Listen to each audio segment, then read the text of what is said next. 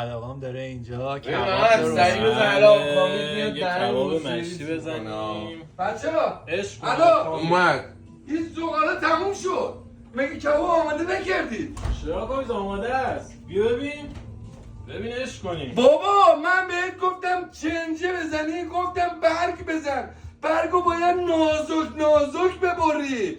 نمیشه که یه جوری ببری. آقا برگ گفتم برگو نازک میبرن. آخه یه جوری اینجوری که میزنم باید بفهمی که برگو نازک میبرم. به خاطر همینه. آقا تو چی میگی؟ من چرا میزنی؟ آقا برگو ببین برگو اینجوری نازک میبرن.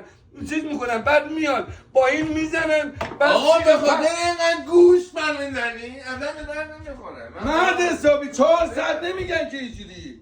ای بابا بیارید بابا نمیتونید کاری بکنید. خجالت بکشید. والا به خدا باید اینو اینجوری بکنن.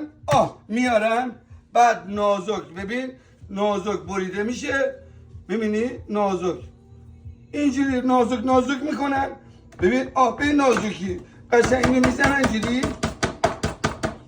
با سیخ پن میذارن قشنگ اینجوری. ببین باید به این صورت در بیاد. حالا میشه برگ نه اینکه چنجه. نشد کار که بابا.